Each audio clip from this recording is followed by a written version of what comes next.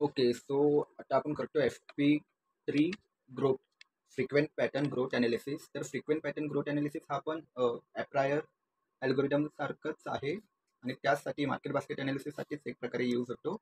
So frequent pattern growth FP growth is an also a model from association mining rule right next to Aprior. If Aprior is old school method, FP growth is a smarter and faster upgrade. So basically हे पण तेच करतो जे अप्रायर करायचा, but in A different approach. हा easy आहे. ह्यात आपल्याला कोणतेही पर्सेंटेजेस काढायची, परत आयटम सेट्सला सारखं सारखं जे आपण टेबल्स बनवून करत होतो ते काहीही करायची गरज नाही. ह्यात फक्त आपल्याला 3 लाईक स्ट्रक्चर बनवायचं आहे. तर आपण आपल्या समला चालू करूया. ओके. सो हा आपला क्वेश्चन आहे. Generate FP3 for the following data set, give minimum support equal to 3. आता आपल्याला तिथे मिनिमम कॉन्फिडन्स मिनिमम सपोर्ट द्यायचं, तसे इथे पण मिनिमम सपोर्ट 3 आहे. म्हणजे काय तर 3 पेक्षा कमी नाही झालं पाहिजे. आणि हे आपले ट्रान्झॅक्शन्स ID आणि हे आपले आयटम्स आहेत. ह्या आयटम्समध्ये in the given data it is a hypothetical data set of transaction with each letter representing an item. each letter एक आयटम आहे. सो लाईक आपलं आपण ते मिल्क बटरवालं केलं होतं अप्रायरमध्ये. त्यात कसं होतं की मिल्क मिल्क मिल्क हे ट्रान्झॅक्शन्समध्ये रिपीटेड होतं. तसं के हे ट्रान्झॅक्शनमध्ये प्रत्येक आयटम रिपीटेड आहे. तर आपण ह्याला स्टार्ट करूया. So first step what we have to do is to find the frequency of each individual item.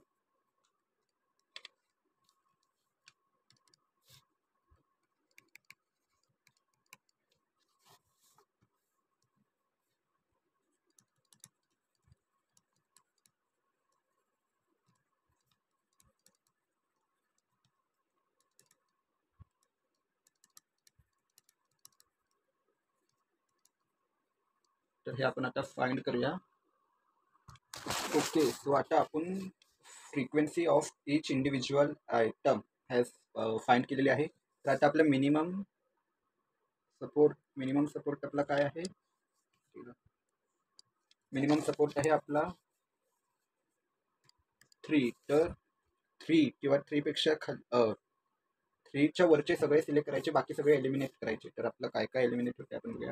ए गेला, हा गेला, हा गेला, हा आहे, हा पण गेला, हा आहे, हा पण आहे, हा गेला, हा पण आहे, हा पण आहे. तर आता आपल्याला फ्रिक्वेंट पॅटर्न सेट बनवायचा आहे. तर फ्रिक्वेंट पॅटर्न सेट कसा बनवणार. ह्यातून हे जेवढे पण सिलेक्टेड आहे, जे फ्रिक्वेन्सी 3 और ग्रेटर दॅन 3 आहे, त्याचं आपल्याला एक फ्रिक्वेंट पॅटर्न सेट बनवायचा आहे. तर सेट तर आपल्याला माहितीच आहे. तर हा सेट कसा बनवायचा आहे, तर डिसेंडिंग ऑर्डरमध्ये बनवायचा. ग्रेटेस्ट व्हॅल्यू टू लोएस्ट व्हॅल्यूमध्ये बनवायचा आहे. आणि मग फर्स्ट कम फर्स्ट सर्व टाईपने. तर आता बघा, K5 आहे, E4 आहे, M3 आहे, O3 आहे, Y3 आहे. तर हा कसा बनणार frequent pattern set.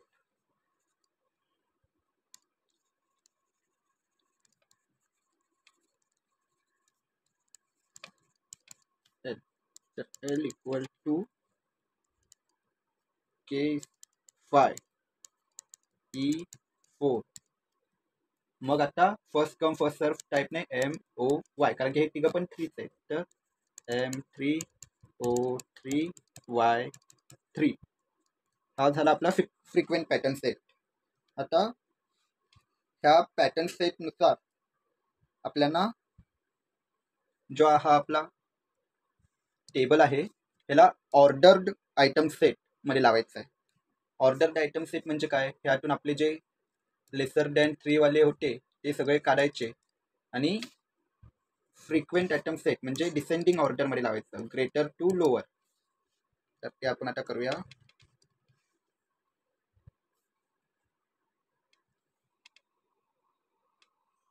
Okay. So हा आपला टेबल आपण बनवला.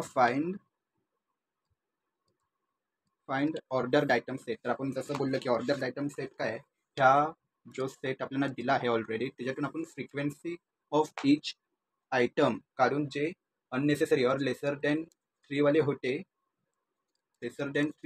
त्यांना काढून टाकलंय. आणि आता त्याला ऑर्डर्ड पेअर कशाप्रमाणे फ्रिक्वेंट पॅटर्न पेअरच्या प्रमाणे लावायचं आहे. KEMOY असं.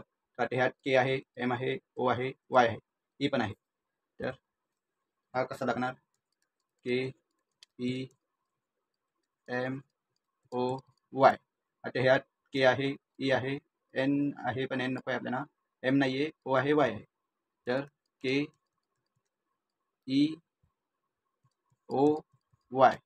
आता ह्यात के आहे, ई आहे, एम आहे, बाकी नाही आहे. के ई एम, के ई एम. आता ह्यात के आहे, ई नाही आहे, एम आहे आणि वाय आहे. तर के ई वाय, के एम वाय, सॉरी ई नाही, एम, के एम वाय. आता ह्यात के आहे, ई आहे आणि ओ आहे. तर आता इथे 2 ओ आहे, पण आपण एकच कन्सिडर करायचं, त्याने काही फरक नाही पडत एवढा. के ई वाय. तर हा झाला आपला ऑर्डर डेटा सेट. तर ह्या ऑर्डर डेटा सेटच्या मदतीने आपण बनवणार आहोत frequent data pattern tree.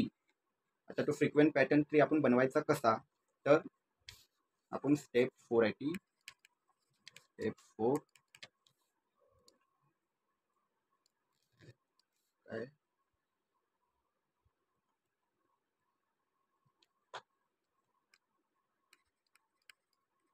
Make a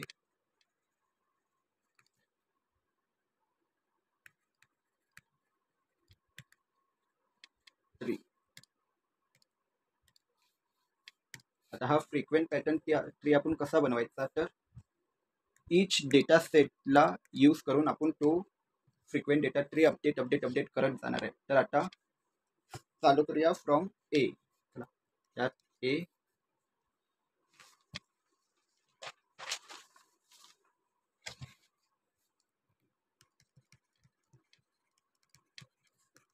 the set, पहिला वाला सेट टाकायचा आहे, के ई एम ओ वाय. तर हा जो सेट आहे पर्टिक्युलरली, हा आपला फ्रिक्वेंट पॅटर्न पण आहे, हा ऑर्डर्ड आयटम पण आहे, हा सगळं आहे. म्हणजे हे ज्यात आपल्याला जितके पण फ्रिक्वेंट आयटम भेटले ते सगळे प्रेझेंट आहेत. त्यामुळे हा आपला मेन ट्री असणार, किंवा जे आपण क्वेश्चन टाईप बोलतो ना तसं ह्या ट्री प्रमाणे मग बाकीचे ट्री अरेंज होणार, कारण की बाकीच्या ट्रीमध्ये काही ना काहीतरी मिसिंग आहे. पण ह्यात सगळं आहे जे आपल्याला इथे फ्रिक्वेंट पॅटर्न सेटमध्ये भेटलेलं, के ई एम ओ वाय, हे सगळेच्या सगळे ह्या वाल्या सेटमध्ये आहे. तर हा वाल्या सेटचा जो डेटा ट्री असेल तो असेल आपला मेन डेटा ट्री किंवा मेन ओक.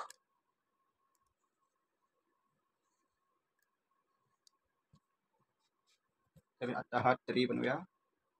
तो हा ट्री बनवायचा कसा, तर फर्स्टली नल, मग नल पासून आपला पहिला आयटम के जाणार. मग के आला, फर्स्ट टाइम आला, मग केची व्हॅल्यू 1. मग आता केच्या नंतर काय, ई फर्स्ट टाइम आला, ईची व्हॅल्यू 1. ई नंतर काय आलं, एम फर्स्ट टाइम आला, एमची व्हॅल्यू 1. एम नंतर काय आलं, ओ फर्स्ट टाइम आला, ओची व्हॅल्यू 1. ओ नंतर काय आलं, वाय फर्स्ट टाइम आला, वायची व्हॅल्यू 1. हा झाला आपला इन्सर्टिंग सेट ह्या सेटसाठी. हा पहिला सेट आपण, म्हणजे आपल्या ह्या टेबलचा पहिला सेट आपण डन केला. आता दुसरा सेट, के ई ओ वाय. ओके,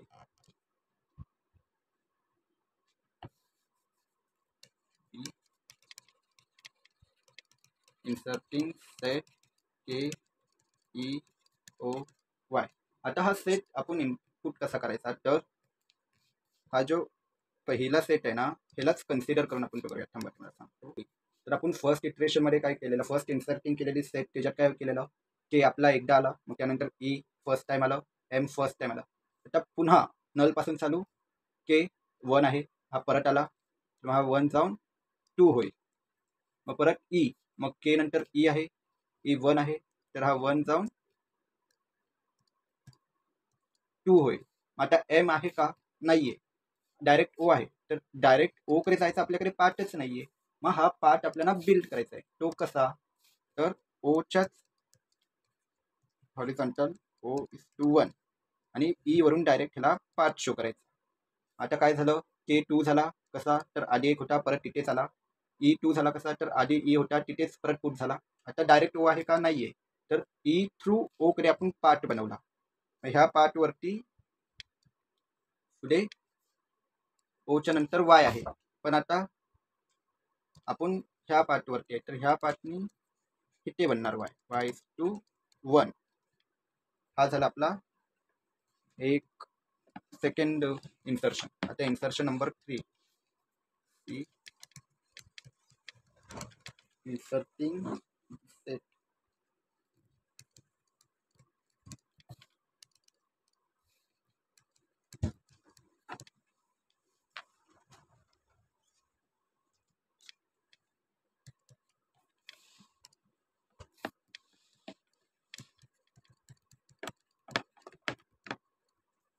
ओके, सो आता आपण सेट 3 KEM ह्याला इन्सर्ट करणार आहोत. तर आपल्याकडे आता तिथूनच घेऊया. आता जितकं आपण सेकंड टाइमला इन्सर्ट केलं तेव्हा काय काय केलं आपण. हां, तर आपली के ची व्हॅल्यू 2 झालेली, ई ची 2 झाली. ई वरून आपण ओ कडे एक पाथ बनवला. इथे एक O/1 आणि मग O थ्रू वाय ची एक वेगळी पाथ झाली 1. तर आता आपल्याला थर्ड सेटमध्ये काय KEM. तर आता के ची व्हॅल्यू 2 होती, हा के परत इथे ॲड झाला 3 झाली. ई परत इथे ॲड झाला 3 झाली. एम डायरेक्ट लागूनच आहे, डायरेक्ट पार्ट आहे, नवीन पार्ट बनवायची गरज नाही. तर एम ची व्हॅल्यू 1 होती, ती झाली 2. हा झाला आपला सेट 3. आता पुन्हा सेट 4 ॲड करूया.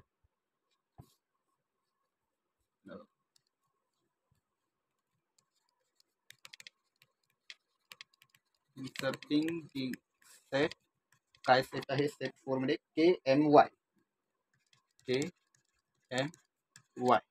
तर आता पुन्हा आपण घेऊया control V.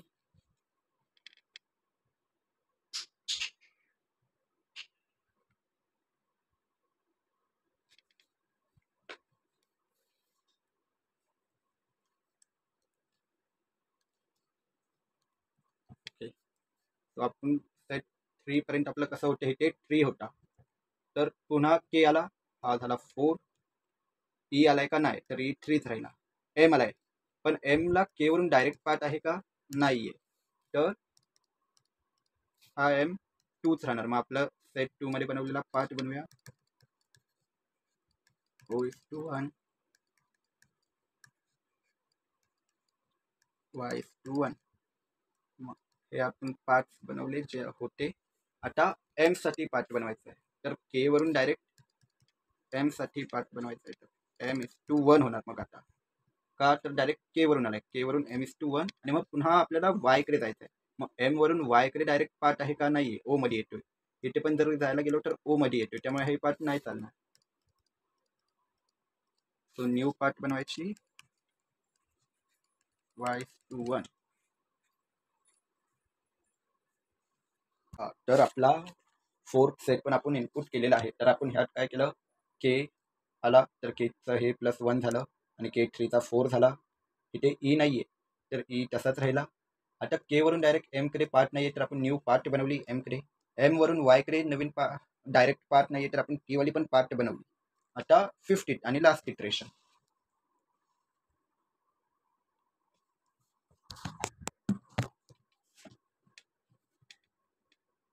E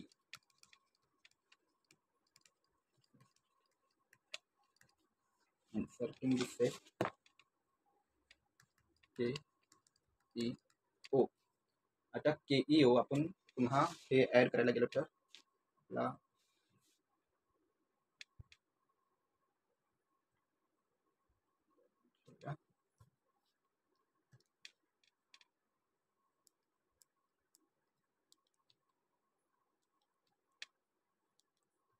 okay. So आतापर्यंत आपण काय काय केलंय, तर K4 झाला आपला, E3 झाला, M2 हे जेवढे पण पार्ट्स बनवले. आधी आपण हे जे डायरेक्ट आहेत आपल्याकडे ते वाले ऍड करूया. जे आपल्या मेन, आपला मेन ट्री आहे, त्या मेन ट्री मध्ये आपला मेन ट्री आहे, ह्या मेन ट्री मध्ये जेवढे पण असतात आधी ते ऍड करायचे आणि मग बाकीची प्रोसेस करायची. तर के आपला 4 होता, 5 झाला. ई आपला किती होता, 3 होता, तो 4 झाला. एम आपला 2च आहे, कारण की ते ऍड नाही झाला. तर आता बाकीचे हे करूया की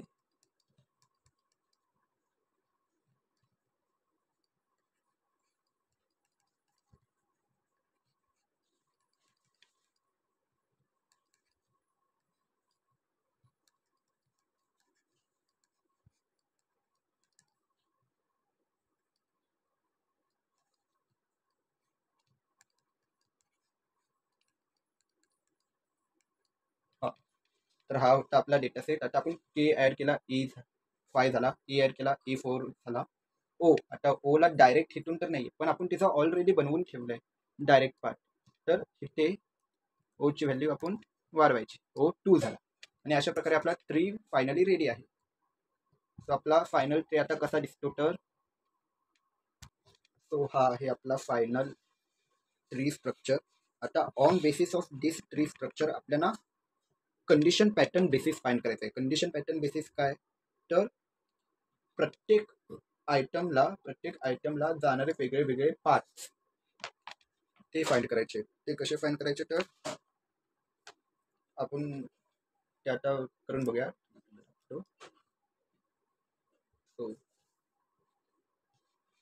ही आपली कितवी स्टेप होती? स्टेप 4. स्टेप 5 आपल्याला काय to find condition pattern base.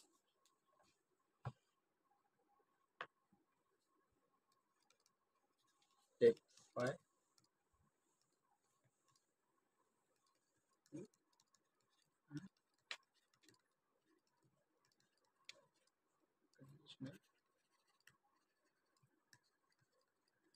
To find conditional pattern base.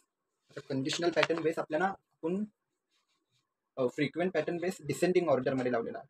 Higher power to lower power. पण आता असेंडिंग ऑर्डरमध्ये लावायचं. Lower power to higher power. असं काही फरक नाही पडत, बट आपल्याला सॉल्व्ह करायला इझी जाईल. सो त्याचं टेबल बनवूया आपण. टेबलमध्ये आता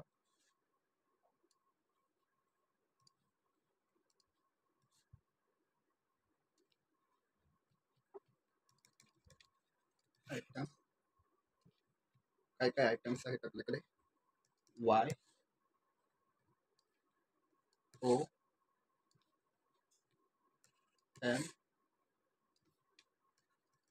E K.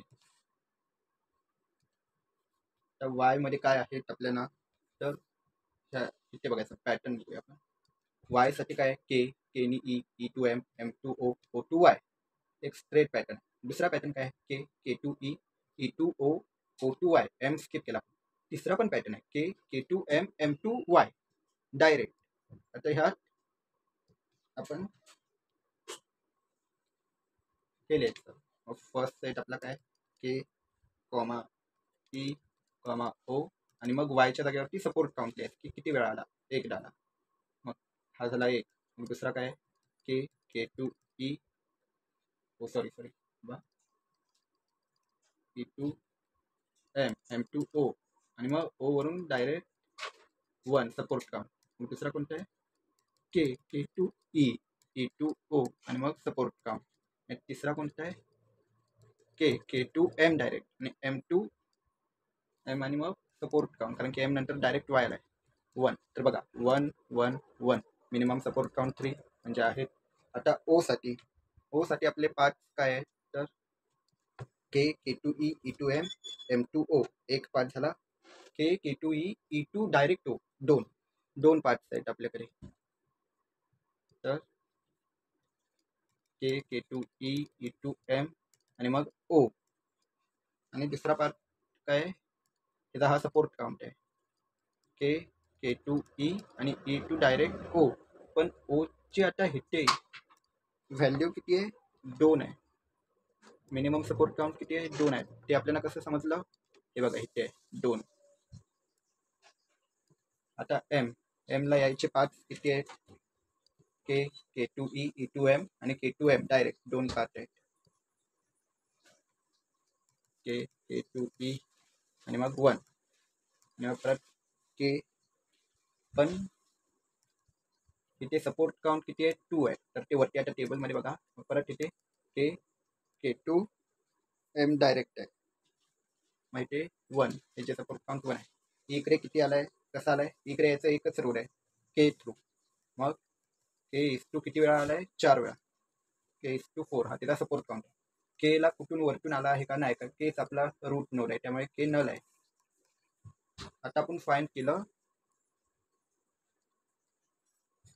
Conditional pattern base.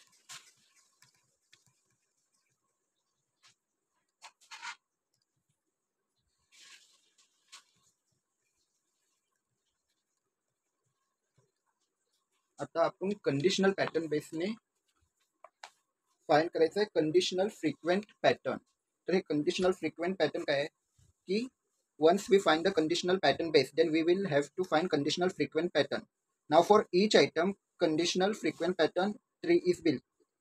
मग कंडिशनल फ्रिक्वेंट पॅटर्न काय, आता हे आपला कंडिशनल फ्रिक्वेंट बेस झाला. ह्यातले प्रत्येक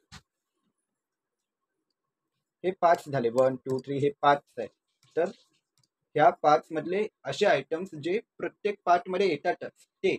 आता बघा इथे के आहे, ई आहे, इथे पण के आहे, ई आहे, इथे फक्त के आहे, त्यामुळे ई एलिमिनेट होणार. आणि मग ह्याचा कंडिशनल पॅटर्न सेट काय बनणार, के किती. मग परत इथे ओ मध्ये बघूया, इथे के आहे, ई आहे, इथे पण के आहे, ई आहे. तर ह्याचा कंडिशनल फ्रिक्वेंट पॅटर्न काय बनणार, के आणि ई. इथे काय आहे, ते तर फक्त के आहे, ई आहे आणि के आहे. मग ह्याचा फक्त के आणि ह्याचा पण फक्त के बनणार.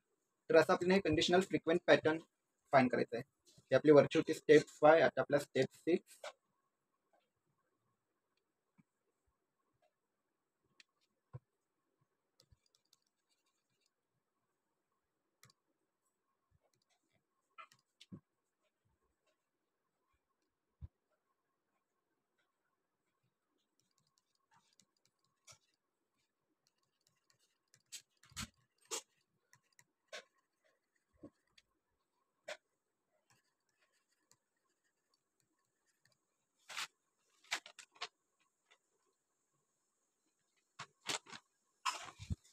तर आता हे कंडिशनल फ्रिक्वेंट पॅटर्न सेट आहे, हे मी तुम्हाला डायरेक्ट शो करतो. ओके, सो जसं आपण बोलत होतो कंडिशनल फ्रिक्वेंट पॅटर्न सेट आपण बनवलेला आहे. हा कसा बनवायचा, तर प्रत्येक पार्ट मधला जो फ्रिक्वेंट आयटम आहे तो आपल्याला घ्यायचा आहे. तर आता इथे बघा के के के, बाकी सगळे कोणत्या ना कोणत्या तरी एका पार्ट मध्ये मिसिंग आहे. तर के आला, इथे के दोन्ही पण आहेत ते. आणि हा 3 3 3 4 हा कुठून आला, तर हा आपल्याला सम ऑफ सपोर्ट काउंट करायचा आहे. 1 + 1 + 1 = 3 ह्याच्यात आला. यात 1 + 2 = 3 आला. यात 2 + 1 = 3 आला. या तर डायरेक्ट 4च आहे, तर हा 4. आता आपली लास्ट आणि फायनल स्टेप. आतापर्यंत आपण काय केलं, आपल्याला काय फाइंड करायचं आहे, फ्रिक्वेंट पॅटर्न. तर आता आपण स्टेप 5 मध्ये आपण काय फाइंड केलं, कंडिशनल पॅटर्न बेस म्हणजे पार्ट्स फाइंड केले की कोणते कोणते पार्ट्स आहेत. आणि मग त्या पार्ट्स मधून आपण फ्रिक्वेंट पॅटर्न फाइंड केले की कोणते कोणते आयटम्स जे फ्रिक्वेंटली त्या पार्ट पर्यंत पोहोचतात आहेत. आता आपल्याला मेन फ्रिक्वेंट पॅटर्न बनवायचा आहे. स्टेप 7.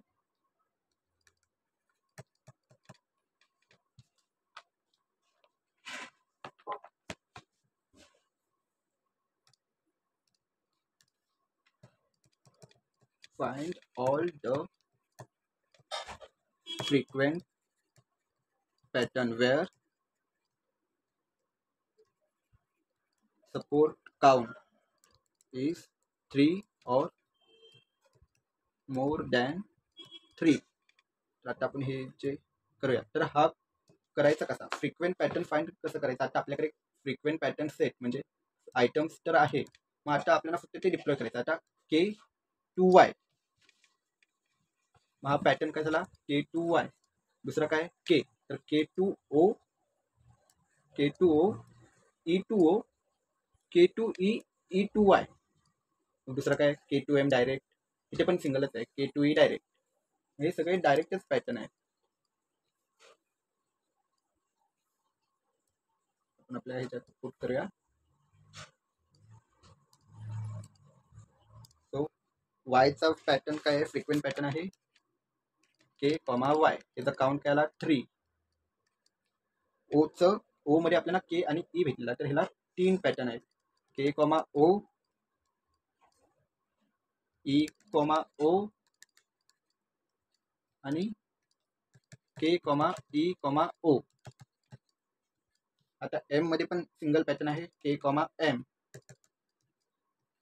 ई मध्ये पण सिंगल पॅटर्न आहे, K, E. पण ह्याच्यात आपला काउंट 4 आहे. तर झालं. अशा प्रकारे आपण सम सॉल्व्ह केलेला आहे, ज्याच्यात आपल्याला मेन फ्रिक्वेंट पॅटर्न काढायचा होता, तो आपण काढला.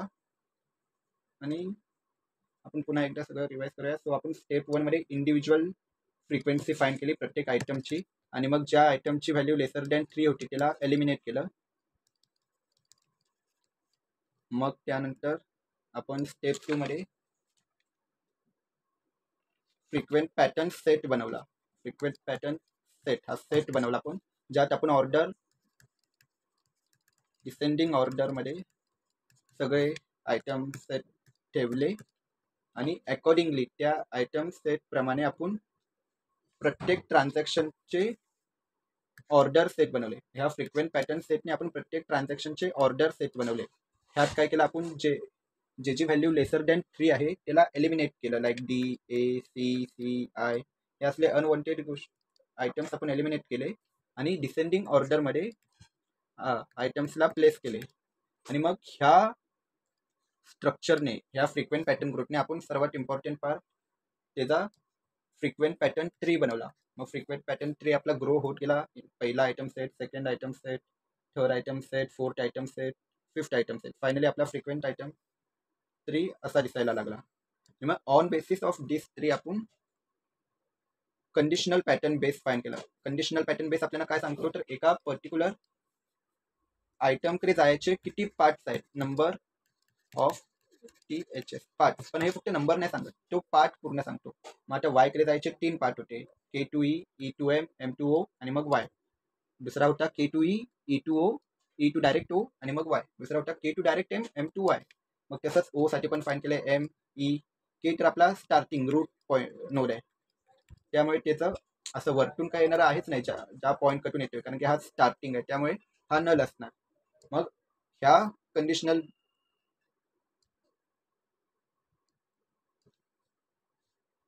कंडिशन पॅटर्न बेसने आपण फ्रिक्वेंट पॅटर्न सेट फाइंड केला, की हे जे पार्ट्स आहेत त्या पार्ट्समध्ये मोस्ट फ्रिक्वेंट आयटम कोणता आहे, जो सारखा म्हणजे प्रत्येक पार्टमध्ये रिपीट होतोय.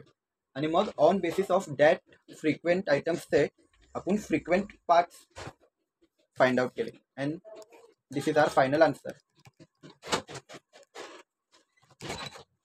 थँक्यू.